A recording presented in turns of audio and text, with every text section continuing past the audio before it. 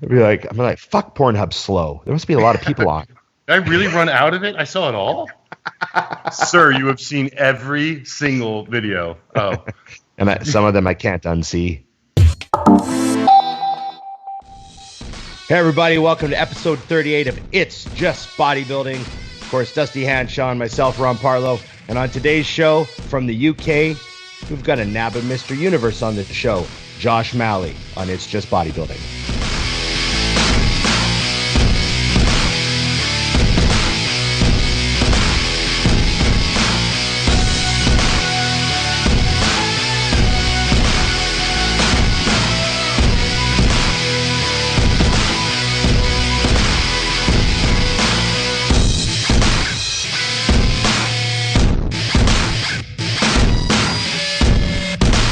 Fuck, Ron, that was phenomenal. How you doing, Dusty? I'm great, but we could just end this show now. I mean, fuck, it ain't getting better than that. We should have done the first 2 minutes when we were chatting. We didn't record it. That's typical because God only knows what I'm going to say. I've been up for like 7 seconds. Yeah, well, we got to remind everyone, of course, off the bat, get the housekeeping out of the way. Like, subscribe, share, and comment. It helps us out tremendously. And people are saying our videos are showing up in like the YouTube recommended, and you know what I mean, like that sort of stuff. That's thanks to them. Yeah, that's cool. That's what we want. So that really helps us out. So keep that going. We appreciate it. We were just talking about your training partner. If the people watching the show here, we got to open the show with just a quick story before we bring Josh on. Oh, right to it. Your training partner Matt, the guy you've been training with for years and years, one of your best buddies. Yep. The guy that tore both his biceps, if your viewers remember that crazy story. Yes. Had both his biceps torn at the same time. He's decided to one-up it. That wasn't tough enough. He's got to take a new challenge. Yeah, so we went with 2 patella tendons last night. Wow. Yeah, so that's why I texted you this morning. I'm like, gonna need some guidance on this one. This is well above my pay grade. Thankfully, It wasn't in the gym. I won't describe exactly what happened because he didn't like paint me a picture, but it was out of the gym, moving some shit. I don't know, he slipped, something happened, but both of them. And yeah, so it'll be interesting, but the good news is he called me, which tells you he's got a low friend list. He's like really? I'm the deepest you can go? I might have been the seventh call. The guy that has an open schedule. Yeah, he's like, guess what you're going to be doing for a little while? Whatever the fuck I need. So, but no, it's going to be, it'll be, it's one of those things. The only thing I had to answer with was, Ron's is better than ever now. So, fucking RoboCop here will be fucking killing it now. Got 2 perfect arms, 2 perfect legs, So it's the mental battle, man, and that's the part that I'm. I've listened to Fuad talk about and some of the other guys, you guys, the fucking mental fight of getting back and thinking about it is going to be, that's the hardest part from what I understand, yeah? Wow. Yeah, I mean, I only tore 1 quad, so my rehab was a little quicker because when you only tear 1, you can move around, you can mobilize more, and it actually speeds up the recovery of the other leg. Right. When you tear both, it isn't just the same amount of time. It is longer because there's more immobility, and that's just proven time and time again. But Matt's an exception. He's like, $1 million man getting hurt, so he'll I just told him, I said, well, the good news is money into both of them. I know a few people that have done this that aren't as fucking hardcore as you are. So if they got through it, then yeah.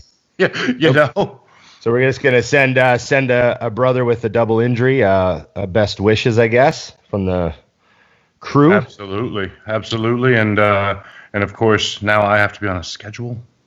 I got to actually wind my watch, which is tricky. Yes, but we'll get it done. You know what? It'll get you through. It'll get you through this shutdown. Adulting. But let's we should get Josh on here. I want to get him cranked. I have a lot of questions.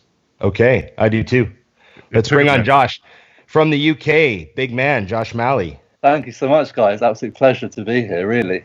Now, we met at Body Power, right? Yes, we did nearly this time last year. And you were at that awesome booth. Yes, I was. Descended from Odin. Yeah, Yes. they're like Viking clothing. Yes. makes Do you remember sense. that boots, Dusty?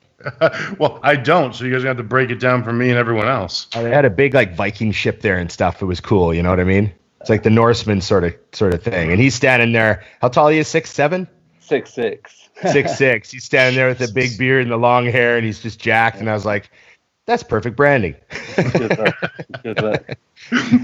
Got that shit down right. I had no idea you were that fucking tall. Yeah, big dude. You're so filled out. You know what's crazy though? It's because if you weren't so blown out, like your legs and stuff, I'd go, oh, he's tall. Yeah, well, You know, because if you had lanky legs or some shit, I would immediately connect with, oh, he must be tall. But because you got big fucking, your legs must be 80 inches around. I think it's weird. Like I'm the opposite way around. Like most tall guys are upper body and no lower, and I'm for a long time I was all lower and no upper. You were a leg dominant, tall bodybuilder. Yeah. Which is pretty freaky. Now you were a swimmer, right? Tell us about that. Like your kind of your athletic background. Yeah. So I've always been like a tall kid, which has always suited me to sports and everything. So from a young age, I was doing everything, you know. But then when I hit kind of 10 years old, I used to live in Singapore.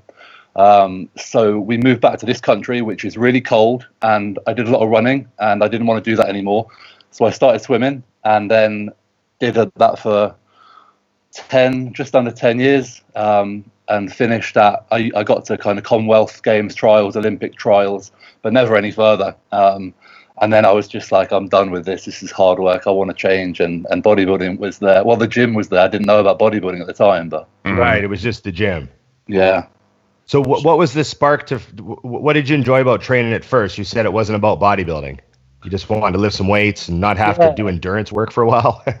Pretty much. Like you see my before picture, like I was a skinny kid, and that was through like till my late teens, till kind of 19 years old. There was nothing on me, and I always wanted to be like the big guy or bigger at least and feel better. So then I started going to the gym, seeing kind of some results, and I'm an all or nothing kind of guy. So as soon as I started seeing that, it was, here we are. Get out of my way. Yeah. That's fucking wacky because you're the only person that can go from a sport that says this is too much work, so I'll get into bodybuilding. like that's how much work swimming competitively is. If bodybuilding is easier. Do you remember me saying that I thought the hardest sport was swimming because it's a sport that would kill me because I would drown? So therefore it's the hardest sport because I can't swim with a shit. So anyone who could, like, oh, I was a competitive swimmer, I'm like, oh, fuck. I never ever was able to. It sets you up for one hell of a work ethic because, you know, early mornings from the kind of the age of 12, I was getting up at like 4:30 and doing 2 hours before school, 2 hours after school. So like I said, when I stopped swimming and got into the gym, I was going from about 40 hours of training a week to, I think I trained for 2 hours a day in the gym when I came over, but still that's 14 hours. So it was like retirement. Exactly. It was an easy life. And now I took a week off. Yeah, now I can't do anything like that, but still. Yeah, no, that's cool. Whereabouts in the UK are you? I'm not sure what city you're in. So I'm in a small town called Loughborough, which is near Nottingham, probably the biggest city near me. So okay. Pretty much bang in the middle of the country. Right. Yeah. So, you're part of the UK bodybuilding world, and there's like this sort of alternate stigma that's always attached to British bodybuilding. It has its own thing, you know what I mean? Yeah. And how did you kind of what were who were your influences, and what British bodybuilders did you know when you were starting out, and that sort of stuff? So I knew nothing about bodybuilding at all. Like I was fortunate to work in a gym, and one of the guys I worked with, he was like, "You like training? You should look at bodybuilding." I was like, what is this sport? And he gave me homework. He was like, go look up Ronnie Coleman. That was where I was at. I didn't even know who like the greats of the sport were. He was like, look up who Ronnie is, look up who Jay is, look up all these guys. So I suppose they were like my first insight into it, which was a hell of an insight. And then on the UK side of things, I actually went to university with Jordan Peters. So okay. I've known Jordan for over a decade now, and obviously, although he was still starting, he was a big little dude back in the day. You know, when he was competing from the off, and I remember seeing him in the gym and being like, "That's a big guy." And the guy I trained with for a long period of time was a powerlifter, he was a really big guy. And again, it just, those were the people who kind of, I was like, oh, okay, this is for me. Even though I'm completely different dimensions, I want to get jacked. You can still relate. How long ago was that? How long ago did you start? So I stopped swimming when I was 19, and pretty much I competed when I was 22 for the first time. So I've been competing a decade now. Yeah. You're a baby. That's awesome. Yeah. Ron's like, man, I remember my first decade and my second. And my third. That's fucking, so you put on a shit ton of size extremely quickly then. Yeah, what were the body weights? What's your body weight, 10 years ago? So when I first stepped on stage, I was 107 kilos. I don't know what that is in pounds. I worked in kilos back then, but since then It's like 235, I think. Yeah, and then yeah, it's about that. And then most recently, I was 295 on stage. So yeah, it's 235. Yeah. You were way the fuck off, Ron. Why didn't you get that 0.4? 0.4 of a pound off. I know I'm Canadian. I know my kilos, right? What's the 295 then? What's 295 in pounds, Ron? 295 is pounds, so that's that's about pounds. Okay, 134 kilos. Yeah, 134. So wow, Jesus. Yeah, that's a lot of body weight, man. It is, and then when you break it down over 10 years over my frame, I always feel like, oh, should I have done a bit more? That's what's crazy though, is that's a prime example. What you just said is that amount of weight over 10 years. Because I know you guys get it all the time. Like, well, I have guys go, well, so what do you think I could gain in a couple months? Like 20 pounds? I'm like, 20 pounds of what? Yeah, exactly. I mean, like muscle? Fuck no. I was shooting for 6 this year. I'd really like to get 6 pounds.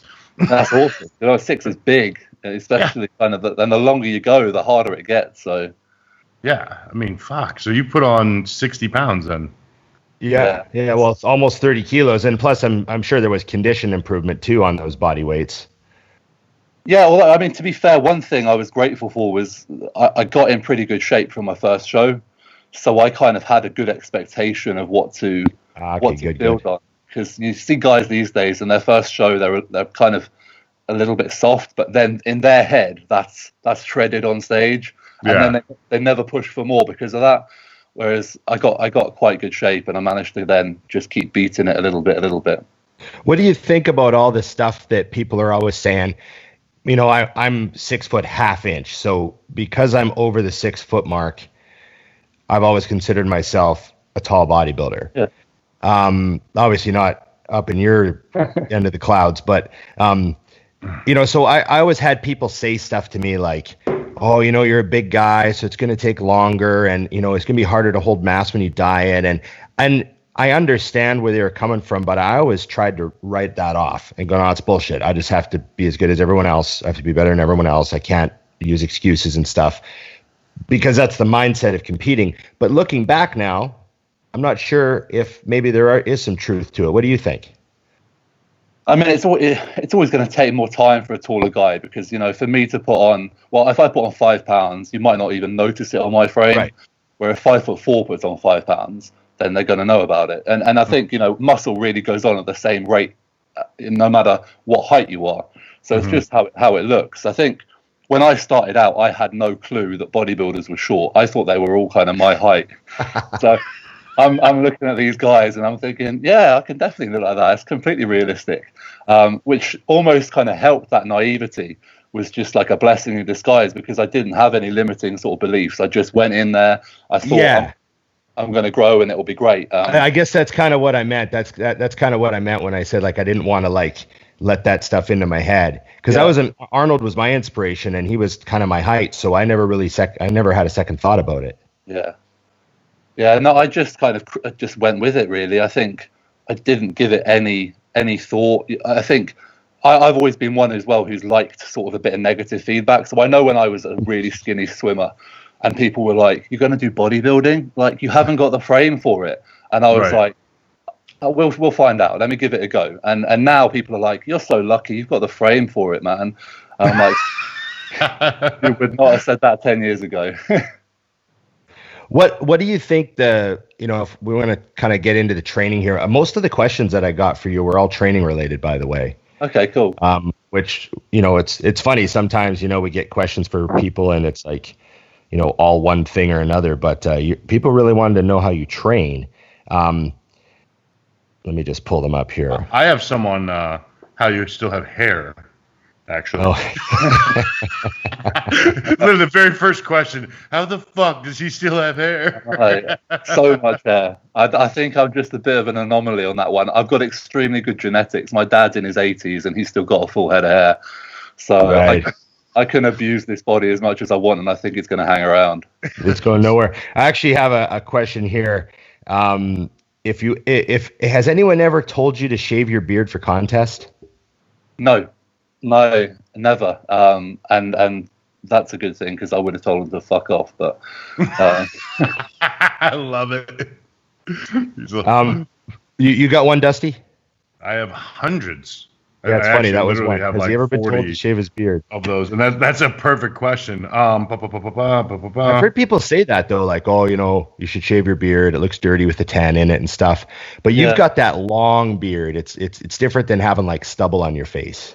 Yeah, and I think as well, like when I first kind of started with the beard, actually, like it set me apart really well, and like a few judges even said like it was distinctive. Maybe it was just the federation that I was competing in, I don't know, but it went down well. And obviously I've sort of built this persona around the look, the Viking look, so it's here to stay. Yeah. Well, if being 6'6" wasn't enough, grow a beard is what he's saying. Yeah. So this is actually a good one. I like to pick through because I did actually get a ton. What do you think is the key or keys to a successful off season? Exactly the same as a kind of successful prep. Consistency, like I think it's how you view things. I look at bodybuilding kind of like an up and down.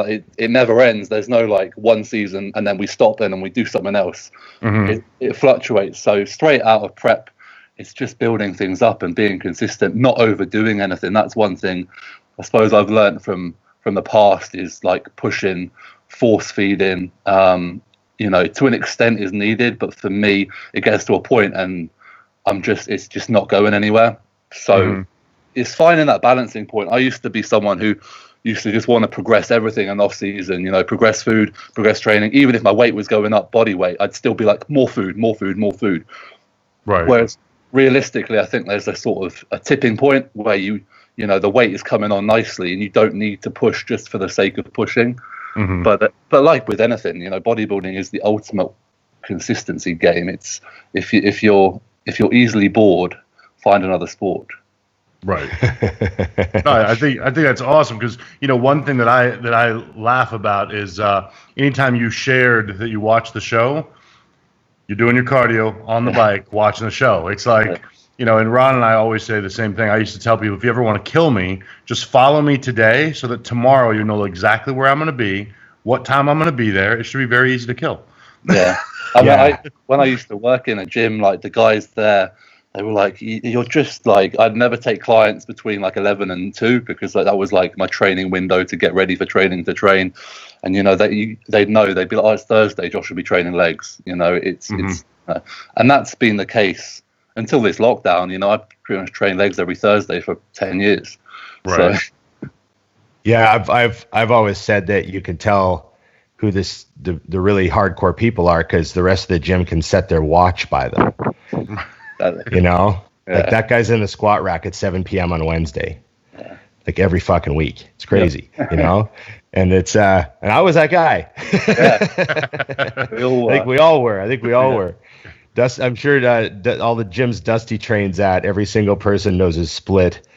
Oh yeah, it gets to be the point where it's what's actually funny. I put up yesterday, Ron, about getting the Humbler for another gym, and I got messages, people guessing which gym I got it for. Did you get it for this one? Because I know they don't have it. Yeah.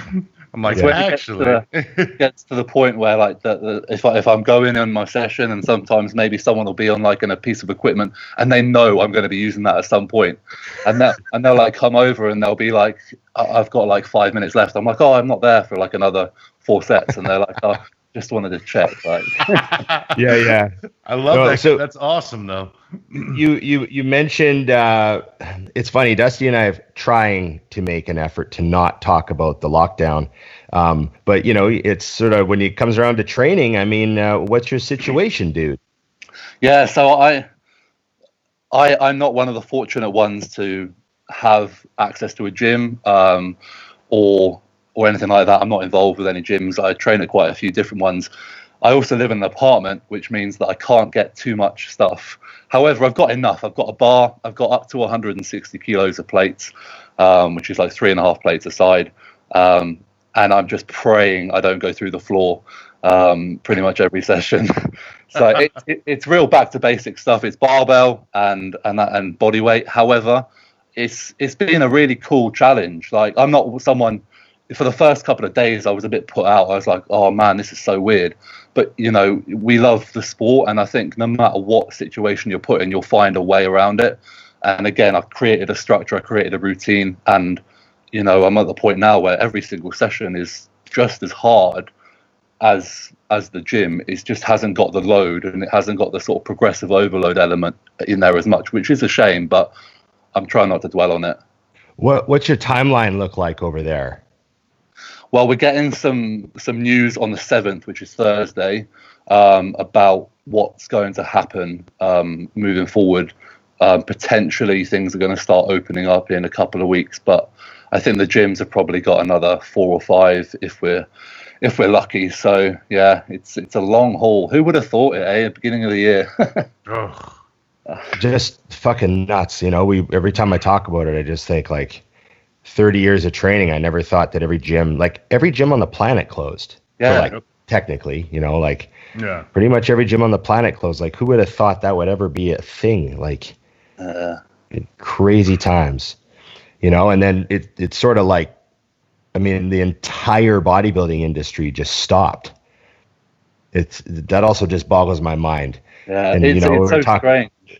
You know, you invest so much time into it, and then all of a sudden, like you say, it's like breathing to us. Going to the gym is just, it's who would have thought? But yeah. So what if people had, you know, if someone asked you, you know, what do you think you're missing the most about the gym right now? Aside from, you know, obviously the training, you know, the machines and being in the gym and having the variety, but what else about the gym do you think you're noticing now that you miss? I mean, ironically, actually, I'm realizing that apart from that, I actually love, like, I never knew if I could train if I ever got my own gym, like on my own, if like the environment of the gym was what I needed. I'm finding out that I can train very well on my own. And the only thing really that I'm missing is the fact that I can't push as heavy and as hard. But, you know, as selfish and reclusive as it sounds, I'm not missing the atmosphere or the people too much. That's a great addition, but when it comes down to what matters, that's not part of what I kind of factor in. Right. So well, that's good. You developed a new appreciation for just being inside your own workout. Yeah, and like it's not been nice to kind of figure out that I can adapt, because, you know, when you do something for so long, you think maybe, like, I'm OCD to the max about everything, and it's nice to realize that you can kind of move with the punches to a degree. Right. No, I definitely hear that, because, you know, I know I told Ron a long time ago, the first time I went into Temple Gym, the original, literally I walked the whole gym, and I wasn't paying attention to like the walls. I was looking at the equipment. And I just remember thinking to myself, I traveled to 3 different gyms to train because I like this piece of equipment and I like that. And one of the best bodybuilders of all time built the best physique in the world in a gym that would fit in my 2-bedroom condo. Like, it changes the way you look at things. Now, I still say, cool, I'll spoil the fuck out of myself with 3 different gyms. But you definitely see when you step back what you need and what you don't. And you're right, because I'm the same way. I always thought I needed a partner, or I do like the energy of a gym. But now after a little, I fortunately have a gym I'm going to, but it's just me. Yeah. And now I'm realizing I probably just want to buy my own gym because I love training alone. I don't even turn the fucking lights on. I just go in, we blast, and see. I'm out. I'm sort of weird people that's half extrovert, half introvert. I need like a social burst every day, Right. because I got this hyper social element to myself, but then I need to like completely detach from the world to recover from it. So I'm really missing, like, I didn't like realize now the gym is my only social interaction with anyone outside of my girlfriend. So it's like, I miss seeing everybody and like talking, and it's like super fun for me. Right. But then I just come home and I like shut the windows and I like, don't talk to me. I completely know what you mean, to be fair. Like, I don't have any social interaction right now outside of what's going on my phone or my screen. Right. But I think the fact that, I've got a lot of friends and things like that, and clients who I'm kind of keeping in contact with. So I feel the social aspects there, but it isn't the same. Like, God, I had a face-to-face conversation with someone. Right. Yeah. Spend a little bit more time at the grocery store checking out these days. Yeah. Tell me about your day, ma'am. Sir, you got to get the fuck out of here. Stop breathing on me. Yeah, no shit. Yeah. Do you have people messaging you, like me and Dusty have talked about this, people messaging you just expressing that they're having a hard time with not being able to train? I mean, obviously you have weights, but some people don't have anything. What sort of stuff are you hearing from people like that? Yeah, I think like I got a really good reception to begin with, because I only got kind of a barbell and things a couple of weeks in. So I was literally doing banded stuff, and I was posting about it because, I just wanted people to realize that, especially early on, I had clients who were like, well, if I can't go to the gym, there's no point. There's just no point. But, I'm one of these who something is better than nothing. And if it's training with a band versus not training, I will still train with a band. Mm-hmm. And because of that, I got a lot of messages saying like, oh, I'm finding it really hard, but it's cool to see that, you're, doing this. And that was really nice. But yeah, I mean, every time I post like something, training in my spare room, I'll have someone say, man, I miss the gym so much. Like, and I'm like, I'm right there with you. You know what I mean? I just try not to think about it because there's nothing we can do right now. Right. Plus, Dusty's used to that row of steppers at Life at that one gym with all the hot girls on it. So I know there's some withdrawal at Lifetime. Yeah, I don't actually get on them, but I do walk by them. Yeah. So. Back and forth. I've stood up there for a while drinking a drink, but eventually someone throws me off like, dude, if you're not using it. Yes. All right, so I want to jam a few of these too, because I do have a bunch. So we do have, even though yours came up, what would you say are tips for growing your limbs as a taller bodybuilder? Because you are the anomaly. Yes, help me out. I mean, legs I can help with. Arms, I'm still trying to figure that one out. Is that how it goes? Yeah, for me anyway. They are a nemesis, but we're getting there. Again, I squatted early on, for legs and stuff like that, but I've not squatted now for kind of 6 years in any sort of consistency. If ever I squat, it's just out of pleasure rather than out of trying to be productive. When I program kind of for myself and for clients, it doesn't change too much. You find exercises that work and feel good for the individual, mm-hmm. and then you run with them and you absolutely milk them for all they're worth. I think often tall guys come to me and they expect that I've got some sort of tall guy program, which I'm sure I could write up and sell and people would buy, but it would be just a normal program, Right. I think what we alluded to earlier about having that appreciation that being taller is just going to take more time.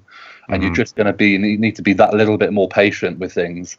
And if something isn't working, don't be scared to try something else. I say that to me as much as anyone. For my arm work, for example, arm training, I was like a push-pull legs guy for a long time. And that's an amazing kind of split for building up overall mass. But then when it came down to it, I was like, my arms are fucking shit. Like I need to do something else. This isn't kind of giving them enough love. Mm-hmm. And like I said, they're a work in progress, but I think they're getting there. What do you think? Yeah, go ahead, Dust. I just said that's the whole point, though, right? Is the consistency? Because I feel like, and this is kind of what I was hoping we could get to, is I feel like a lot of people, it's like calves, right? I just can't get my calves to grow, and after a while, you're like, but I've never actually seen you train calves. Do you know what I mean? Like it's like a lot of people, they don't obsess over it in action. They obsess over it in words. Because it's like, if you're nailing if your legs need to grow, then you fucking obsess over how to make them grow. And then first and foremost, like you said, when's the last time you missed a meal?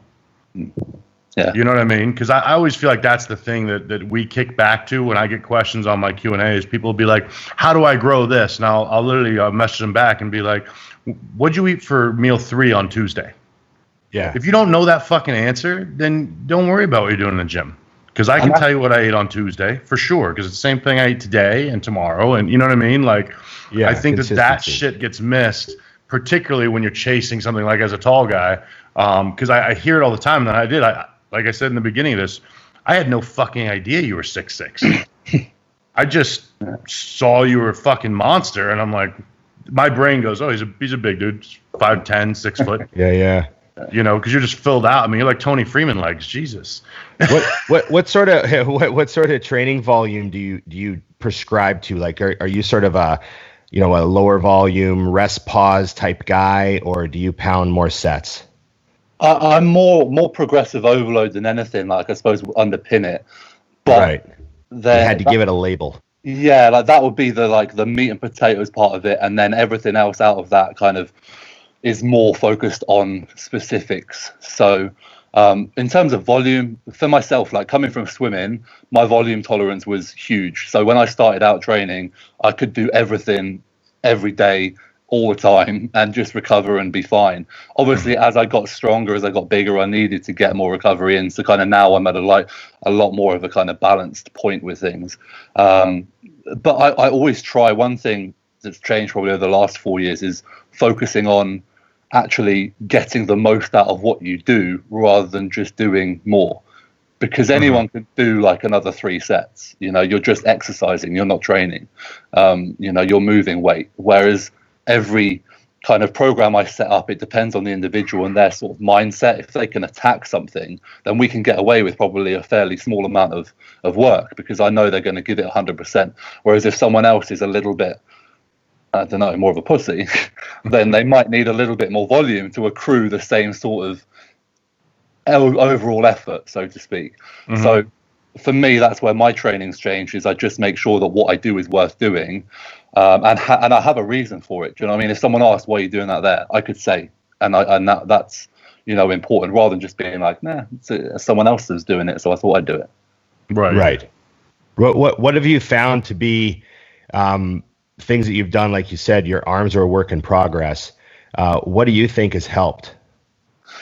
So giving them their own day, and then obviously also tagging them on to like a respective pull and pull session. So I'm hitting them more frequently first and foremost.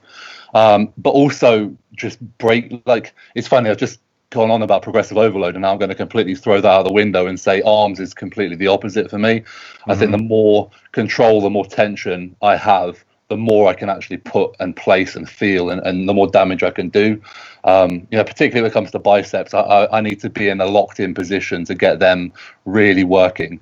Otherwise, I just find that other things are moving and I'm not feeling it half as much. So that would definitely it's the precision element again of training, rather than just doing curls because everyone else is doing them.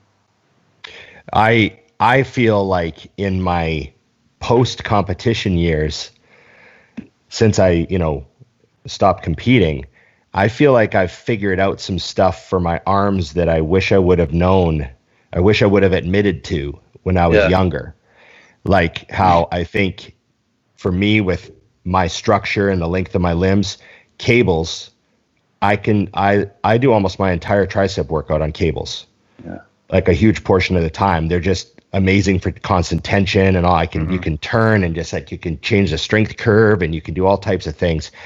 And it's because I got older, everything with the bar started hurting my elbows.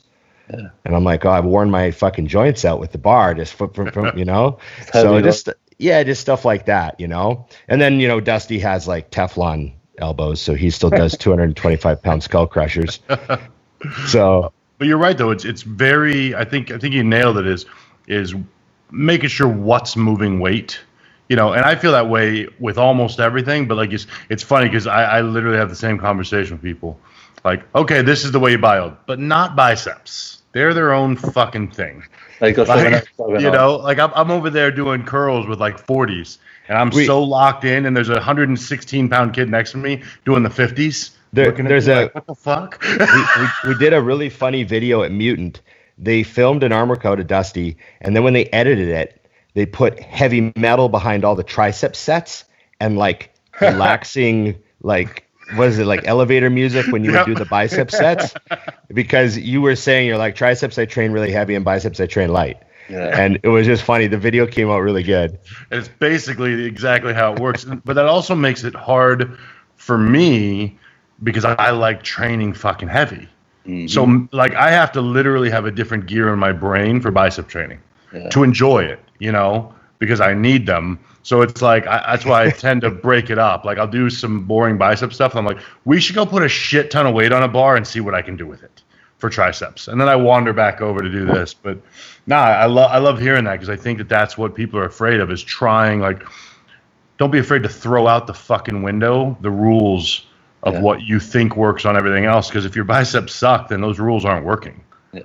You know? I wanted to ask you about, you know, you're an athlete, come from an athlete background, and, you know, you've used the word sport several times. But I always say that I consider bodybuilding kind of a fusion between artistic expression of some kind and sport. How do you feel about that? And do you think what's your take on the art side of bodybuilding? Like you're presenting something. Yeah, I think I certainly see it more as a sport, but we cannot deny, like, you know, that it's funny because it's a sport for me like 90% of the time, and then when I actually get on stage, then it's an art form. So obviously throughout the process to stage, you need to consider the final form. One thing I do think people like kind of overthink is like the little shit early on. Like right now, like if you're starting out, build something worth putting on stage before worrying about, like for me, the arms, you know, specifically. But I think, I mean, I love the art side of things, and it's something I never thought I would. I remember before my first show, I was like, this is going to go one of two ways. I'm either going to go up there, get stage fright, hate my life, and wish I'd never done it, or I'm going to, you know, enjoy it. And I absolutely fucking loved it. And like, I never thought, I'm quite an introvert person, particularly back then. And to go up there and to be able to kind of almost put on a different face and a different kind of persona and kind of display that was really cool. So I only really consider the artistic side of things like leading into a show and the prep. Like I put a lot of time into posing, just doing it well. I'm not one of these kind of fancy classic guys who's going to smooth move around the stage and look, you know, really, really good with it. You know, you pose to your physique, and I'm a big guy, so I'm going to do some big poses. But at the same time, I want to make sure that those poses are refined and, you know, I can hit them really well. Mm-hmm. Because one of the things about your physique that I think stands out is that you've kept your waist really small at a massive body weight, which is something that a lot of people have a problem with. Have you run into any points in your growing where you thought your waist changed at all and you had to bring it back down, or was there anything you throttled back on where you thought it might be affecting your? Because you know how I always say, if a tall guy gets a big waist, he's kind of done. Yeah. You know what I mean? And you've managed to keep yours small. Yeah, it's always been something I've been aware of. I think I probably have been more conscious of taking control over it for the past three or so years. I'd say probably around 2000, actually maybe a bit more, 2015, 2016. Like I put on a lot of weight, and I put a lot of size on stage, but I also remember seeing some pictures and thinking, I don't know if that was poor waist control on stage or, you know, things were starting to kind of not look so good. And I think from an off-season point of view, that's maybe one thing that I have changed is, like, I used to off-season, I just used to eat and plow it in and get heavy. I don't think I've been the same weight. Like I get to about kind of 330 off-season, peak off-season. I've been there pretty much the same for the past 4 or 5 years. I've just been in slightly better shape every time. So that's one thing where, rather than just, like I said earlier, needlessly pushing and pushing and pushing for weight, I've been a bit more kind of cautious of.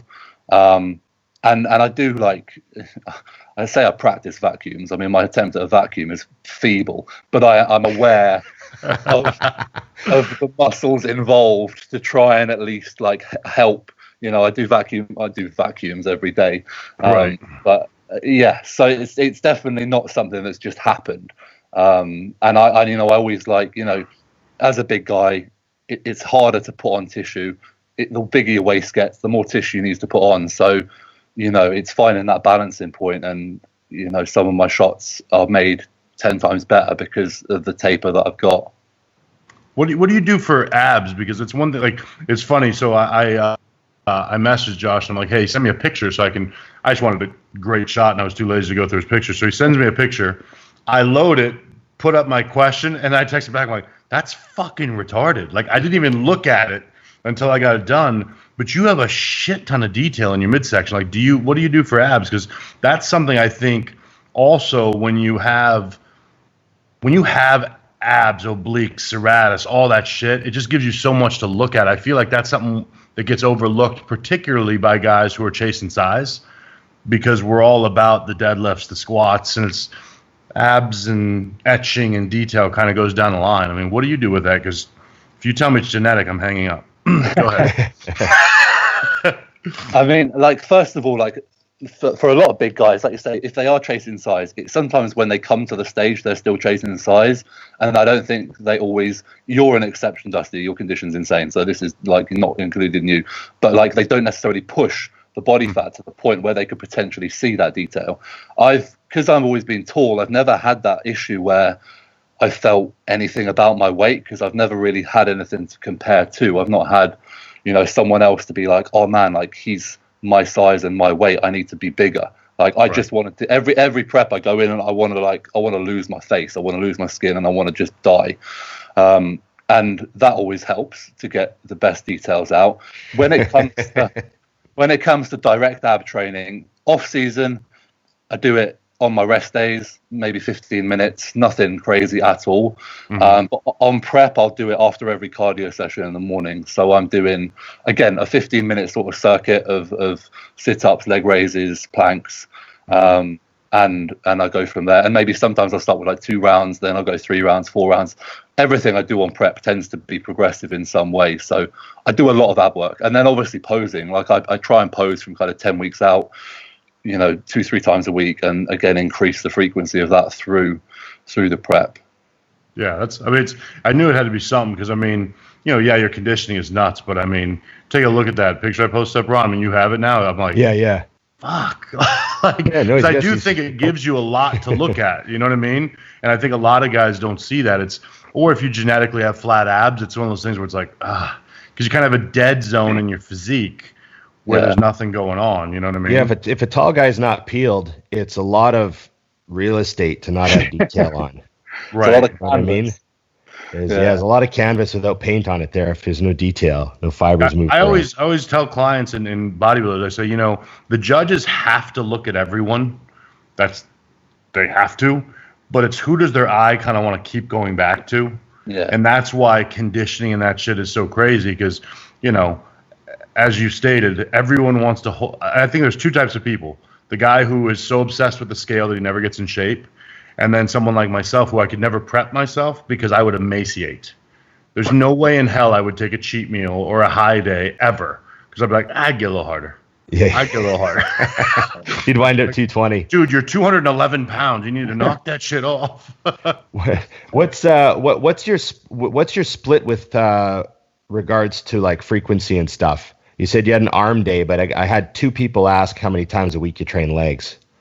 Just once a week. So I used to train them twice, probably for the first, or for a good 3-4 years, kind of in the middle of the decade I've been going. You were on a push-pull leg, so it kind of come around every 6-7 days, twice. Yeah, I think then I may have even been doing something like back, chest, hamstrings, or quads, and then shoulders and hamstrings. So like hitting pretty much body part split. Right. Okay. But obviously hitting legs twice in a week. Whereas now I am doing, I do 1 pull session a week. I do 1 leg session a week. I do 2 push sessions because for me, kind of chest and shoulders are something I've always wanted more of, and particularly on the chest side of things. And then obviously the arms have now come into it as well. I always make sure like I do my stiff leg deadlifts on leg day. So technically I'm hitting a posterior chain movement on that, and I'm hitting a back kind of twice a week. But back's always been something I've been able to connect with really well. So I haven't felt the need to kind of increase. And I suppose I'm happy with how it is and how it's developed. And the other things I feel I want to do more with. So I put more effort in, I suppose, in terms of frequency. Yeah, no, that makes sense for sure. Now I'm like, God, I don't have enough photos of the back to know what the fuck you got going on back there. Oh, yeah, there's some good ones. I haven't stalked you nearly good enough, Josh. There's some good ones. The glutes dialed right in a bunch of shots too. Yeah. So here's one thing that they jam on, or we kind of push on too, but I love it. A viewer asked, what's the best advice you would go back and give your younger self now that you know what you do in terms of bodybuilding? I'm going to give that really frustrating answer, whereas I'd not change anything, because I'm someone who learns from experience and from mistakes. Mm-hmm. And I think if I came back in time and told myself something, I wouldn't listen to it. I'd still want to do and make the mistakes. Do you know what I mean? So like I always say to clients, like I say, listen, like I've done this, I've walked this path, I've made these mistakes, you know, I've done et cetera, et cetera. However, you know, you've got to obviously make your own decisions. And, you know, that's why I coach myself, because I struggle like taking advice. I listen to people and I respect a lot of people. I take a lot of things from people, but I've always kind of engaged better just doing and learning solo on that front. So yeah, I wouldn't change anything. And if I did give myself advice, I wouldn't listen to it. I fucking love that. Now, have you always coached yourself through this whole thing, or what?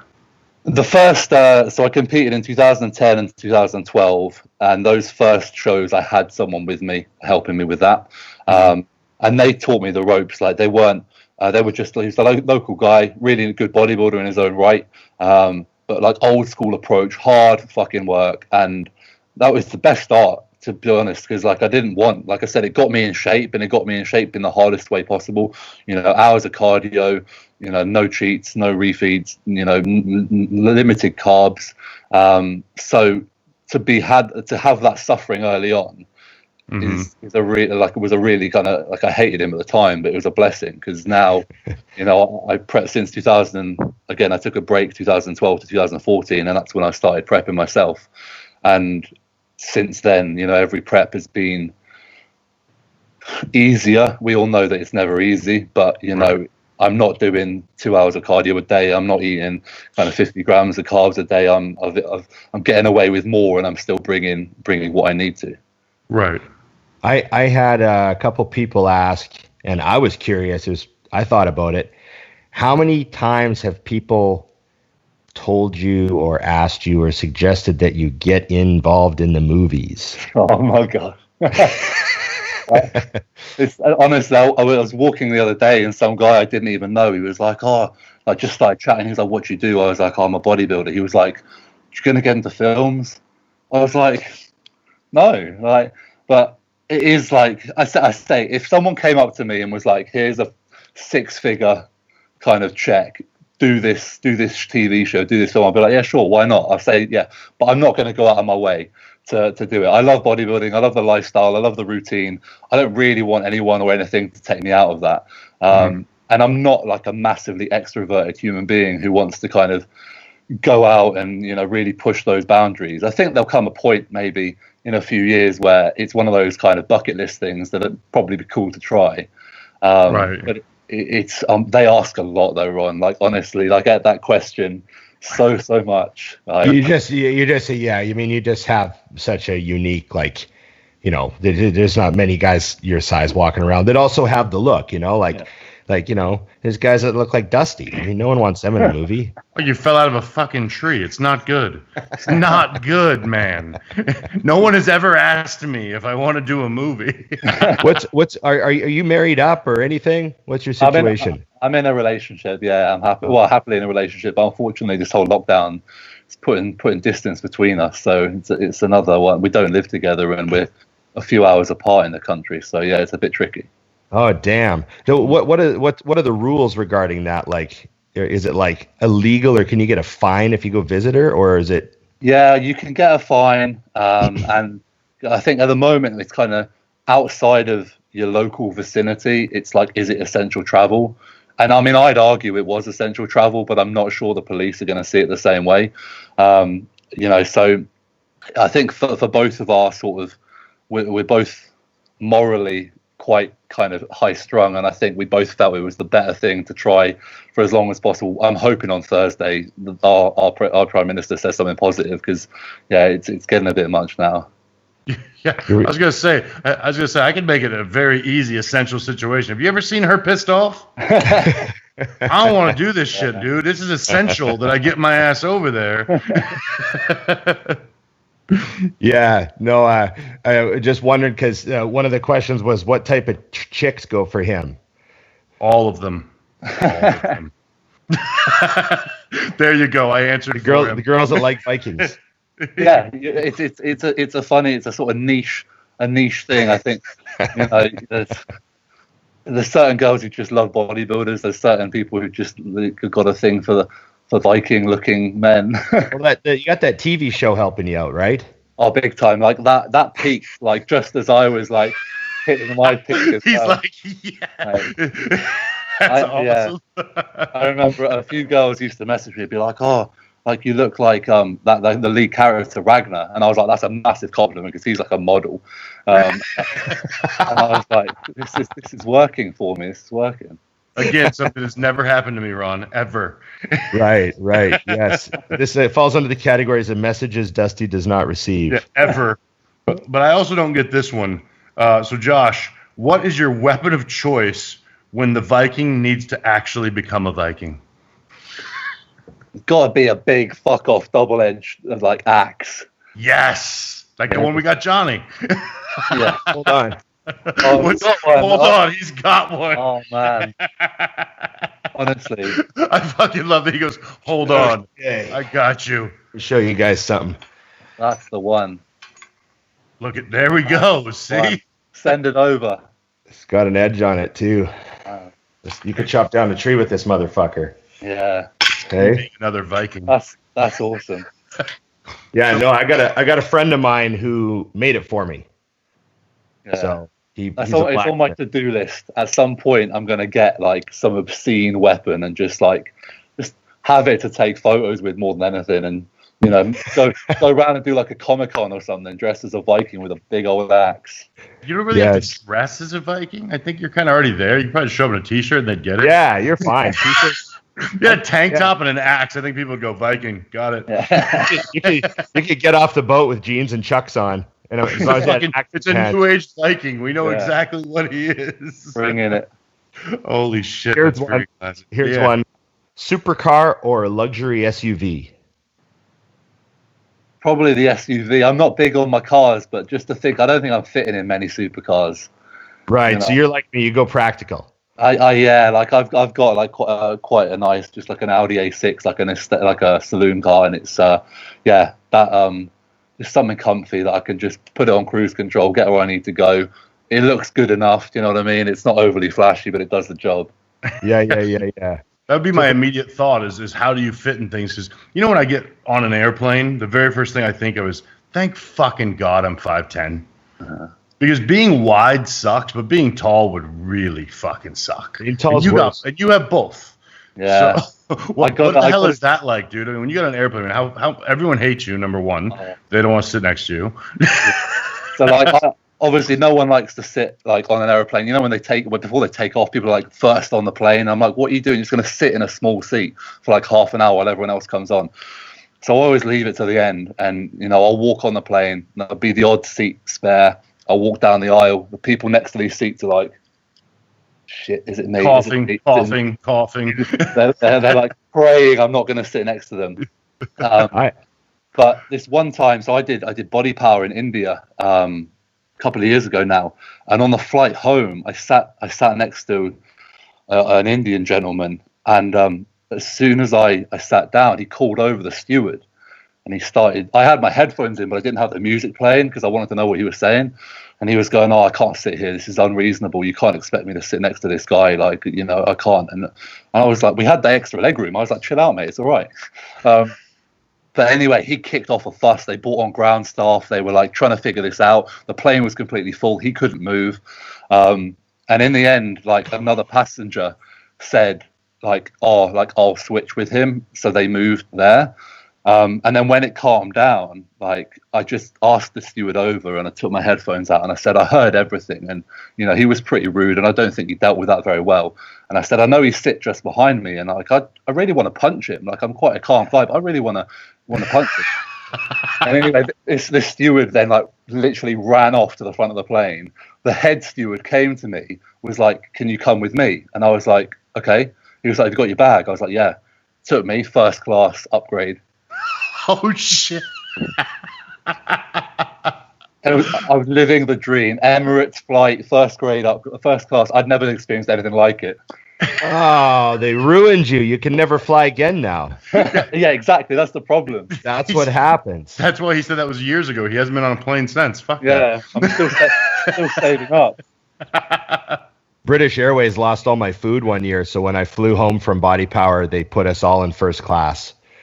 And every flight since then has sucked because he was comparing it to British Airways first class, you know. Yeah, it's a blessing and a curse. Oh God. What we know you watch the show. Yeah. We see your veiny quads pedaling the bike every time you post a story. What other podcasts do you listen to, bodybuilding or not?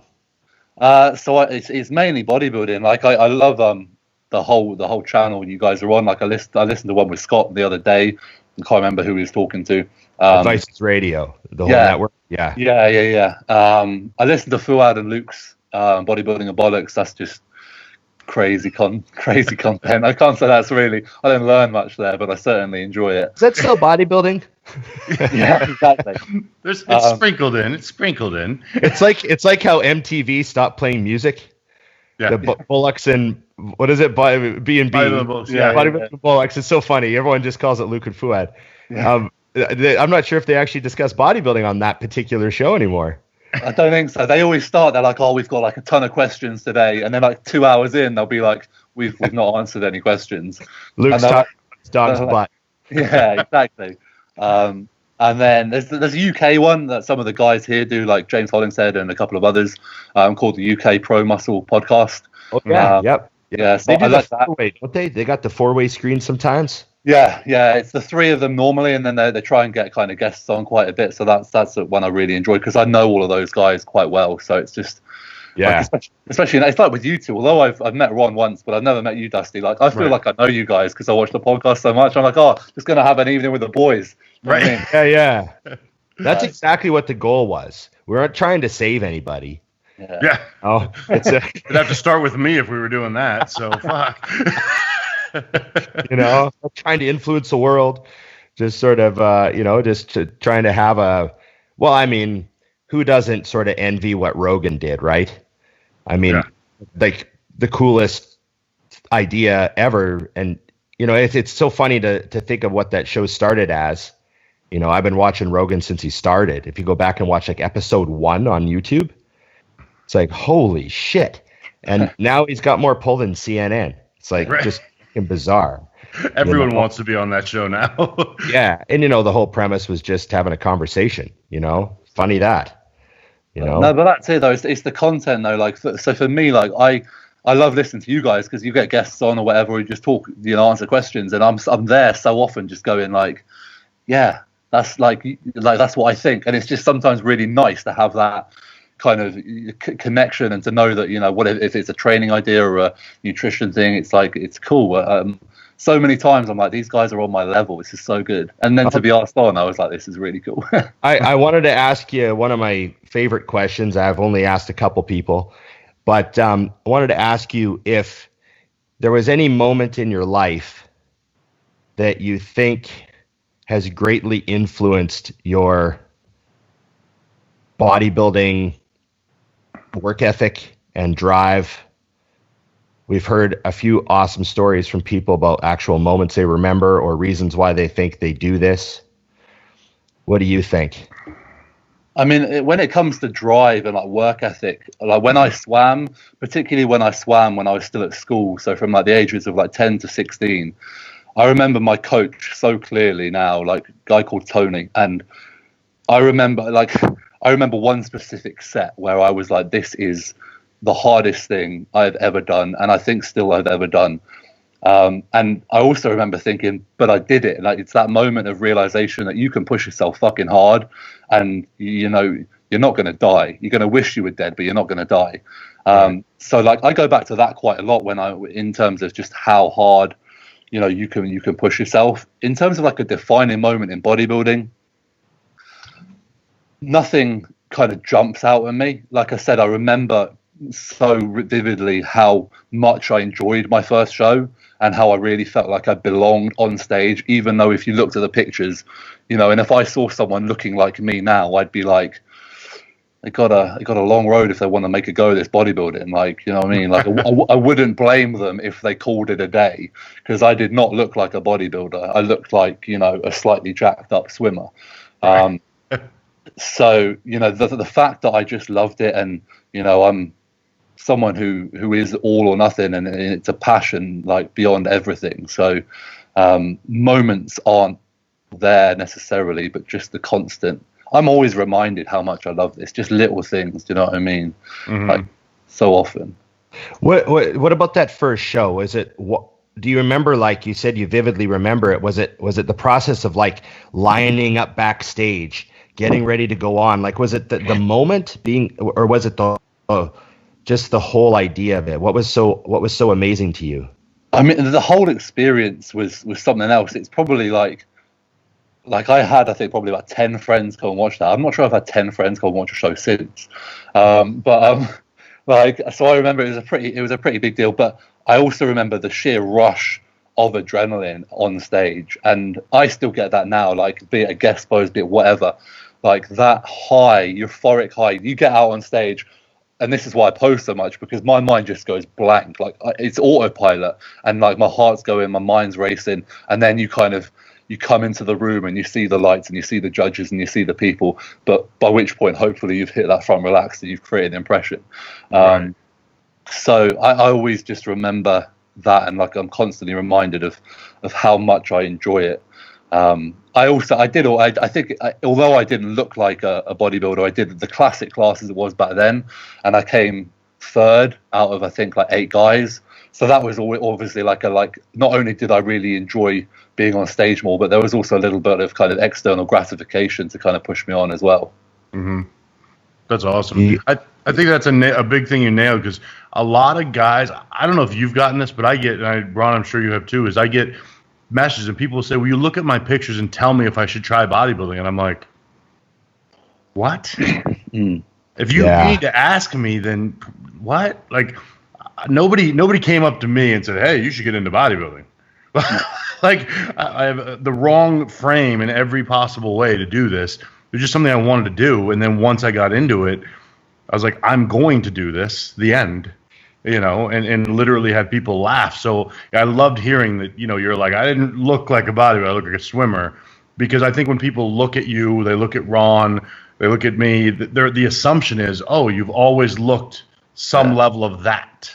Yeah, you grew up into that. Yeah. And it's like, no, I sort of the same. When I started training, everyone's like, well, you're over 6 feet. So, I mean, like the last guy that was over 6 feet was Arnold, and that was a 70. So don't even worry about it. Don't bother, yeah. Yeah, don't bother. Like, I heard that all my life. You get it so much from guys kind of, you know, like going, oh, am I ready to compete? Should I compete? Like, if you want to compete, compete. Because if you start thinking you're not going to be you're never going to be ready. Like, you know, when we go on stage now, we still think, I wish I looked a bit bigger. I wish I looked a bit harder. Like, it's endless pursuit of perfection. You're never going to get there. But the sooner you get on stage, the sooner you can figure out, A, if you actually like it, B, if you've actually got the balls to push yourself to get there. And then you can decide if it's something you want to pursue. So I'm always like, you know, just go for it. Just get involved. Yeah, no, I agree 100%, because that's like guys will ask me that, like, am I big enough? And we've had people come on and say, like, well, you should wait to compete until you have enough size. And I actually disagree. I think you should compete as soon as you think you want to find out if you even like bodybuilding. Because you might like working out. Yeah. And there's nothing wrong with that. You might just love slanging and banging weights and calling it a day, but liking bodybuilding is a different fucking thing. Different level.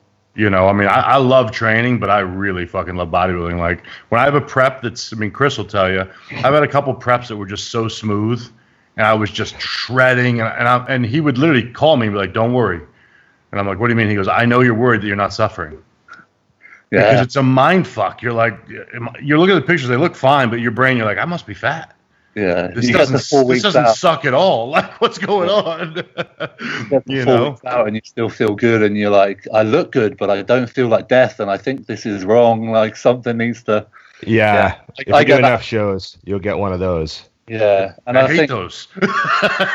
And that's one thing, like you said earlier, Dusty, about prepping. Well, you couldn't prep yourself. Like, I'm constantly like, almost like pulling myself back when I prep.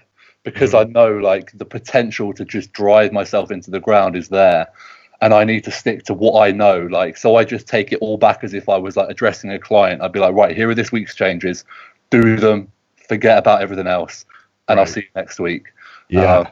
So yeah, it's a tough one. Well, it's gonna be tough for you too with your ability to do so much. I mean, I assume I would just break down if I did what your body is capable of, not what you're doing. But what you're capable of with the swimming and stuff, I think I'd just start breaking. I think the key to coaching yourself is you have to set consultation appointments with yourself. Yeah.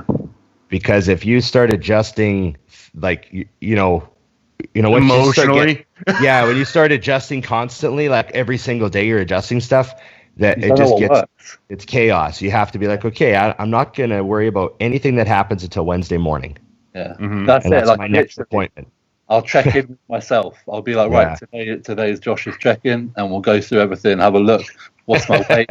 What are my measurements? What has your effort been like out of 10? At least that's one thing I can always guarantee is the effort is there. Do you take pictures that you look at, or do you actually go off the mirror? I mean, what do you do? I hate pictures. I'm my worst critic. I'll take pictures when I start thinking they're worth putting on Instagram. So we're talking 6 weeks out. 2 weeks out. So the morning of the show, I take 5 pictures. Yeah. But the rest of the time, I'll literally just stand in front of the mirror. I'll have a look. I'll go off of weight. Like, I know, weight is.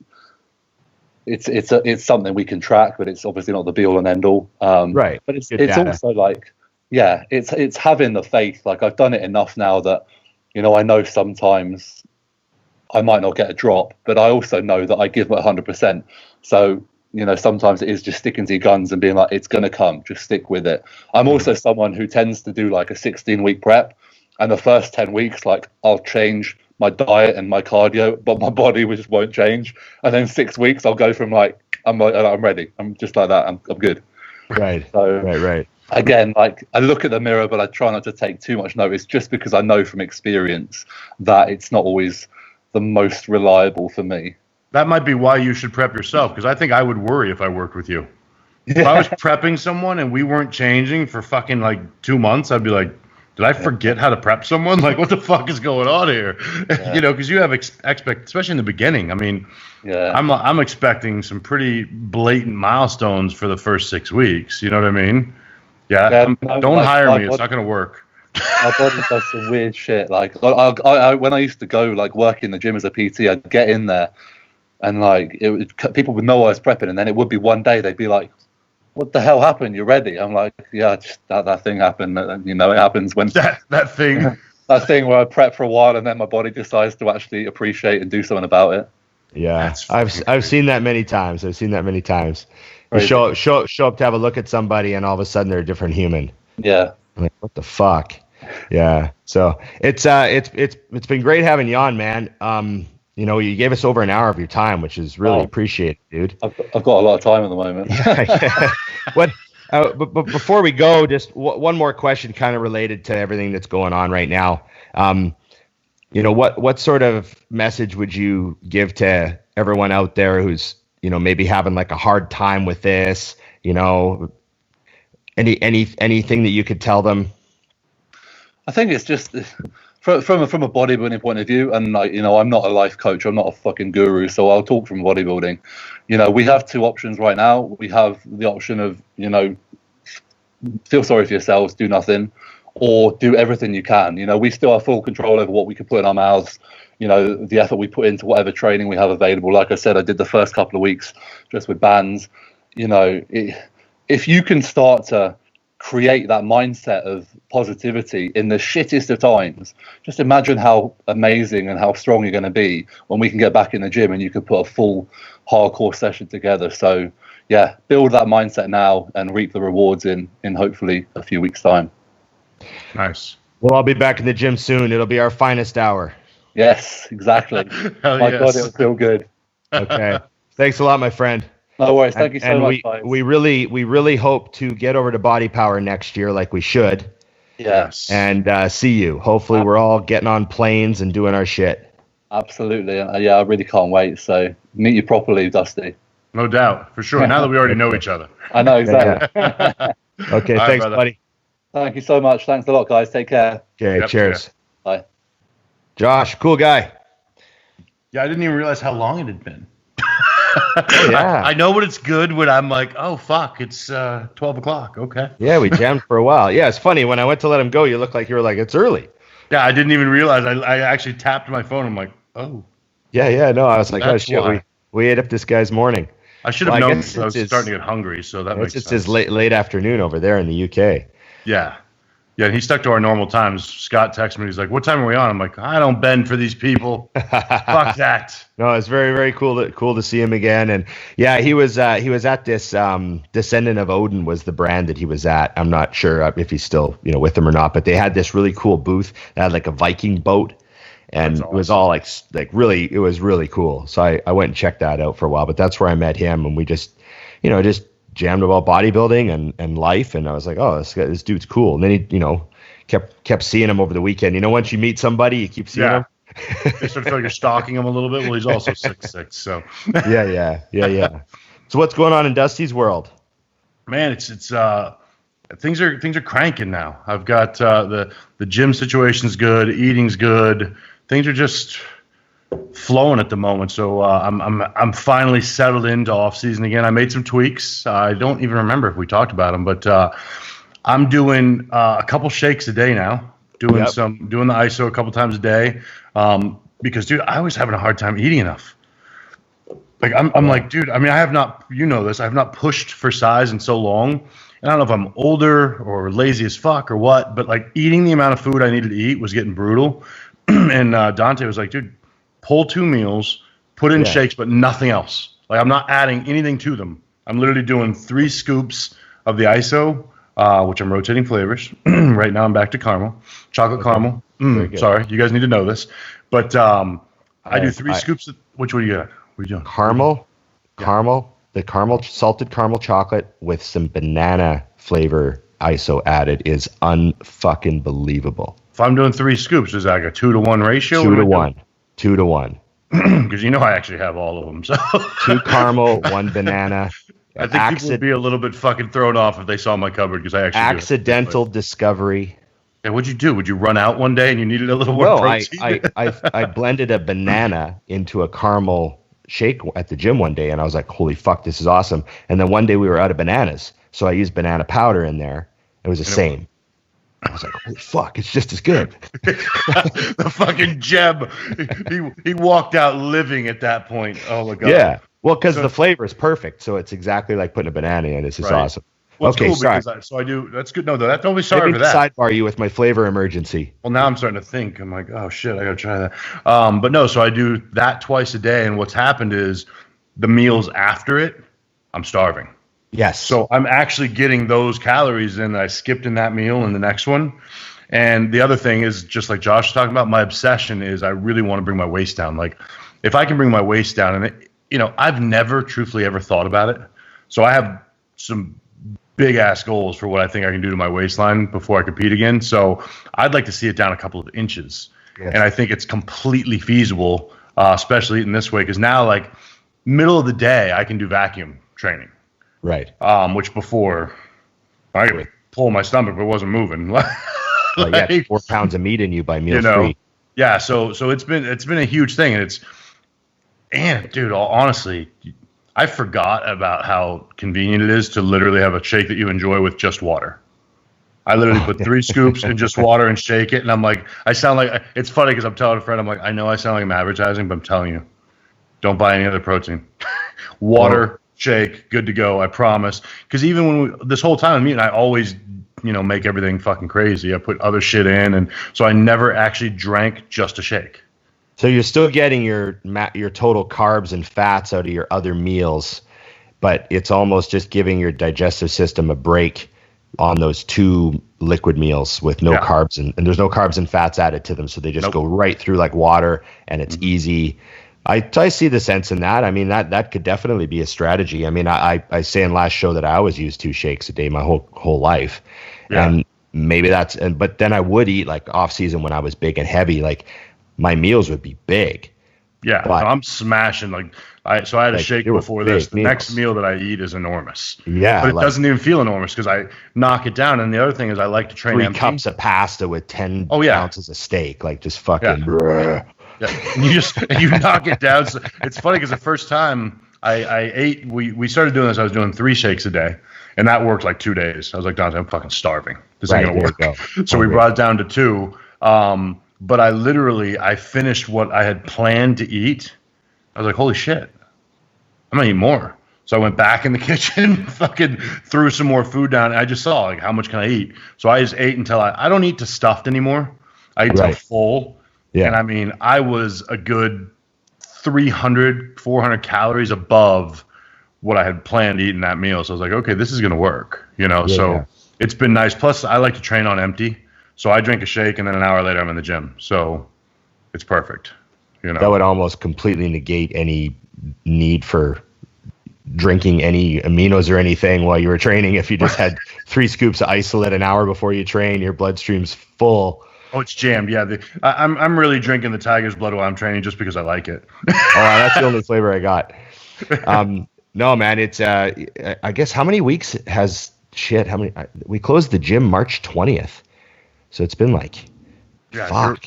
You're pushing 8 weeks almost, right? 6, 7 at least. Yeah, it's craziness.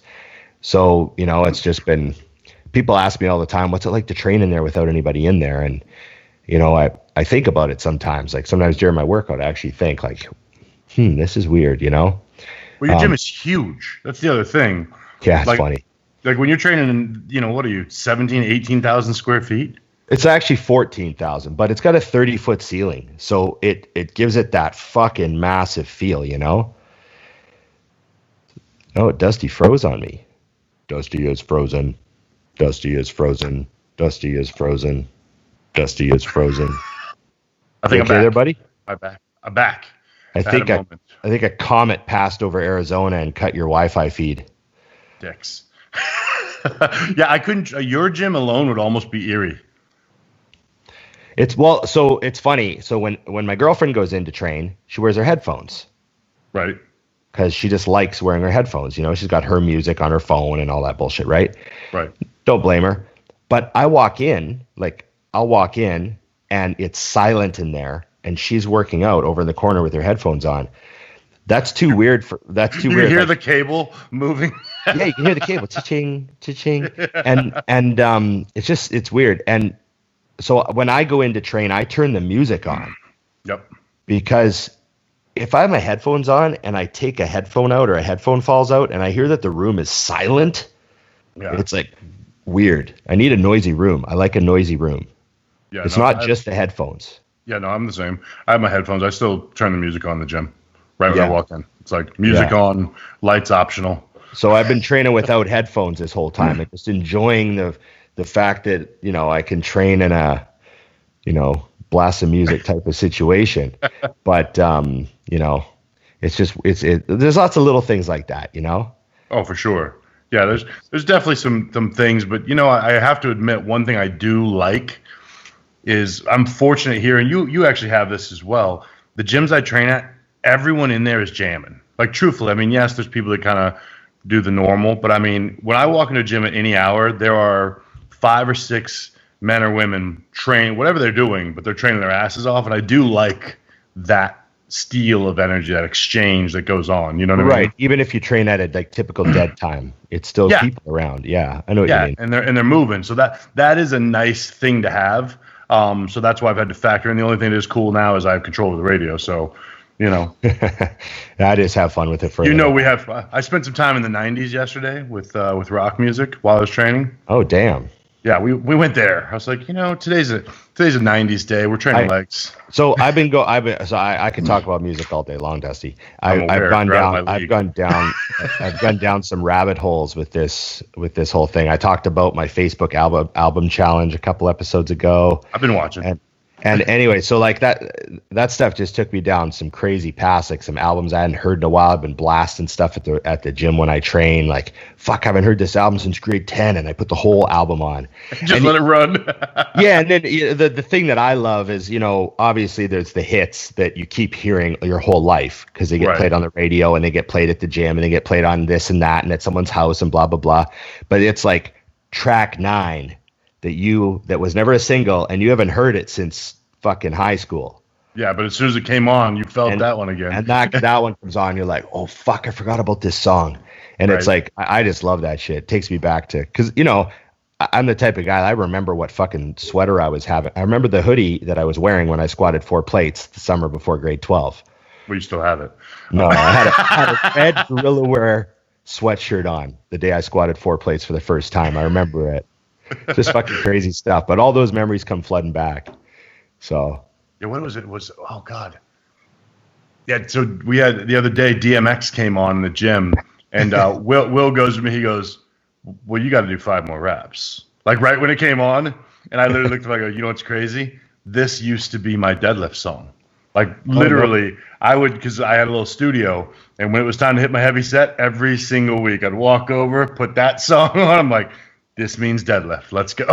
That's funny. I'd do 2 sets. I'd go back to it and start it over for my second set. I'm like, here we go again. Right. Poor people in there that are just getting trained are like, why are we listening to this song again? What's happening? We got some DMX on the playlist. No shit. So what's the plan for this week? Oh, well, actually I've given up on days off. Well, you're helping Matt now, so you might have to do some runs. Yeah, I got to find out. He's been quiet today, so I'm going to do something. And then the only other thing is I'm training every day now. I'm just tinker training a couple days a week, but I don't, other than my clients, I have no interaction. It's me and the dogs. So I have to go to the gym where I found I can't sleep. Right. If I don't go kill some energy doing something, I literally am up all fucking night every single time I have an off day. It's a strange time, so I don't blame you. Yeah, so I'm kind of like, all right, I'll go to the gym, and you know what? I hate the step mill. I'm going to do that for 20 minutes today. Like that's my plan for today. I was just going to ask you if you're doing any cardio at the gym, or if you're doing it at outside. I was doing it on the streets, but I just need to get to the gym. Plus, I can make it hard, and I really don't enjoy. If I'm doing it for anything other than getting in shape, like right now it's actually for a mental purpose, I have to kick the shit out of myself. Right. So like, I can go in there and kill myself. And I mean, I'm a fat kid, 20 minutes, I'll be dead. So it won't be bad. But yeah, that's the plan for today, is to see if I can fall off of that thing, Any recommendations for something to watch? Something to watch. Stuck at home. Netflix and shit. God, shoot yours first. So I am. You're prepared. Yes. So you got to watch The Last Dance. What is it? The Chicago Bulls 1997-98 season, their 6th championship, their final run. It's called The Last Dance. It is fucking awesome. And it's on Netflix. I had no idea this was even coming out. And all of a sudden, everyone's making a big deal out of it. And I am fucking loving it. I was never really a basketball fan. I was one of those people that was like a passive Bulls fan in the 90s because they were so dominant. Yeah. And I was a huge fan of Michael Jordan as an athlete. Like I've always respected the shit out of him. And so I remember I was in high school when they won their first 3. Mm-hmm. And then he fucked off for a little while. And they came back and won the last 3. And he came back and they won 3 more in a row. Yep. And I remember it. I remember it happening. I remember watching the highlights on Sports Desk every night, you know, like, holy fuck, he's awesome. You know, like that team is so fucking crazy. Like they just destroyed everyone. Yeah. And I remember like appreciating it, you know, being like a passive playoff fan. Right. But now to watch the documentary of that final season, right. There was so much crazy shit going on with that team. Like it's amazing. How many is it one show or is it episodes? Well, there's 4 episodes up so far. I haven't finished the 4th episode, and I'm not sure if there's more coming. I think there's supposed to be some more coming. Right. So the first episode's kind of mostly about Jordan. Right. And then the second episode, they really talk about Scottie Pippen a lot. Right. And then the third episode that I'm halfway through it, it's Dennis Rodman. Love Rodman. And they're just setting them up. The season's just getting going, and they're, you know what I mean? And that's like all this shit's going on. And that was another thing was the Scottie Pippen stuff. You got to watch the stats on him. Unbelievable. It blew my mind. He was the second best player in the whole league, not just the second best player on the Bulls. Right. He was first in assists, second to Jordan in scoring, second to Rodman in rebounds. First so in he was the steals. best at almost everything. He was the best player in the league, technically overall. Right. And he was the 122nd highest player in the league. What do you mean? What do you mean? 122nd on the pay list. Oh, okay. He and it's because he signed a 7-year deal, and then they started winning. Oh, shit. And he said he signed the deal because he thought, you know, he comes from dirt poor background, and he thought, if I get hurt and my career's over, I won't, like, you know, I want to. So he signed a 7-year deal for $18 million. Right. And Jordan's getting 30-something million a year. Right. Well, plus, I mean, also insult to injury. I mean, I actually was a huge basketball fan. I lived in Utah the last 2 championships that the Bulls won. So, like, I was watching all the time. They played the Jazz in the one finals, wasn't it? Yeah, 2. Yep. Beat them both times. Yeah. Was it semifinals they played the Jazz? Or finals? I can't remember. Finals. Okay. Yeah. Yeah. So, no, I just remember when you're with Jordan, nobody even realizes you're number 2. It was still fucking nuts. I mean, it's not that everybody didn't know his name, but I would have, if you told me he was the second best in the league and all those things, I would have been like, no. Yeah, he was like, you can name so many people that are better in your head. You know what I mean? Yeah, because they were the star of their team. Right. So yeah, it's funny. The other team's stars weren't as good as him. And so far I'm halfway through the Rodman episode, and all I can think is, holy fuck, Rodman is a fucking absolutely incredible machine of a defensive basketball player. Yeah. Like, I knew he was the best rebounder of all time, but when you watch footage of him, the level of effort and the level of skill he possesses, he is crazy motherfucker. Yeah, he was the first when I was a kid, like the first blatant rebel that I was like, this guy. Yes. You know what I mean? Funny. I had his books and all that shit because I'm like, this guy's fucking crazy. They tell this story. They're like halfway through the season, right? Mm-hmm. And Rodman just goes, I need a vacation. And they're like, what do you mean? And he's like, I need a vacation. I have to go to Vegas. I have to blow up some steam. And the coach, Phil Jackson, he's like, let's let him go. Give him 48 hours. What the hell? Let's just let him go. Maybe that's how you manage a personality like this. Right. So they just let him go to Vegas, and Michael Jordan's like, he's not going to be back 48 hours. 48 hours comes, he's not back. 56 hours comes, he's not back. 72 hours comes, he's not back. 88 hours comes, he's not back. So Jordan flies to Vegas to get him. Holy shit. Go and fucking pull him out of a hotel. He does it himself, motherfucker. They fucking go and get him. Bring him back. Bring him right to the, you know, bring him right back for a game. And he right back in the mix. Right back to being Rodman. Bam, bam, bam. Just fucking coming off a fucking weak bender, basically. Can only imagine what his drug test looked like at that point. Oh, Jesus. Yeah. So I can't wait for this episode to wrap up because it's been fucking entertaining as shit. That's an unreal. He's like, I gotta go get him. But it's funny because they're interviewing Jordan, right? And the camera cuts to Jordan. He's like, 48 hours, he's not gonna be back. He just says it. He knew. He fucking knew. He's not gonna be back. There's That's no way. Unreal, but it works. Yeah, no, it's entertaining. So if you want to, and I think, like I said, I'm not a basketball fan, but it's been awesome to watch because I remember that time period. Right. They got some magical footage, man, like this crazy high quality locker room footage. I'm like, how come no one has seen this? Yeah, where has this been for the last? And like they have videos of like all this awesome video footage. While it's like not awesome quality, but it's amazing footage of like Jordan playing high school basketball and Pippen playing high school and college and all this. Like the footage they're using is just nuts. So it's been pretty cool. Plus, another connection I would have to basketball would be the old fucking EAS fucking NBA. You know what I mean? Sports. Yeah. EA Sports, man. I mean, like I remember picking the Bulls and like fucking, smoking everybody. Everybody picked the Bulls. Yeah. And then we're wrapping up Billions. Season 5 has just started and we're almost done season 4. So we're almost caught up to real time. How do you go with that one? That one I couldn't. I think because I was told it was like Suits but larger. I made it like a season and I was kind of like, this is not like Suits. Oh, it gets good. It's very twisty and backstabby. Right. Yes.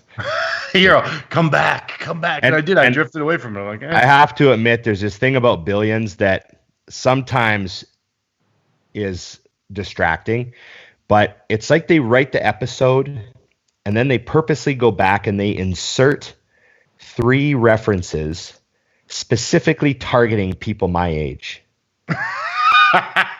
So I feel like they write the show for me. This is for Ron. Yeah, though. So there'll be like a conversation and they're noticeable because it's not how people talk. Right. So like, the other day I'm watching an episode and they're talking about a non-disclosure agreement. And he goes, how tight is this NDA? And the other guy goes, it's tighter than AC/DC in 78. And the guy goes, that's tight. Right. Or whatever. Like and I would get the reference, but I wouldn't know what that means. Right. And to me, I'm thinking, that's written specifically for me. Like they put that in just for me, Ron will like this. Thank you, writers. That was specifically for me, I can actually see the guy doing that. I think Ron will like it better like this. Yeah, they'll just throw in some like it's just not how people talk, Right. So it's enjoyable, but it is a little bit cartoonish. But Suits was right. Yeah, no, Suits definitely had its line. I think the other part is because Suits was cast perfectly, and I think that and not that Billions doesn't have good, but I really feel like I can't imagine someone else playing the roles in Suits. Like, yeah, they did a great job. Billions rolls out really well though over the course of the third season was just nuts. Like I was like, holy fuck! They bring in this cast member. They add a cast member who becomes like by far the most interesting, fascinating member of the cast, and just kind of transforms the show. Okay. So they do some good moves. Nice. But yeah, that's my quarantine update, Dusty. Yeah. See, I turn the TV on so rarely that I didn't realize until recently when the dog started freaking out. Right. I was like, holy fuck, I don't turn the TV on. Because they both were like watching it and barking and there was no dogs. And then I realized, I'm like, these motherfuckers are watching because they didn't realize it does that. I mean, literally, I just don't, because I've only had them for, 6 months or whatever. So I realized, I'm like, shit, I don't watch TV. Yeah, I used to. We do one episode a night. Right. Of something. And then a couple times a week, I'll do an episode of something that I'm trying to chip away at.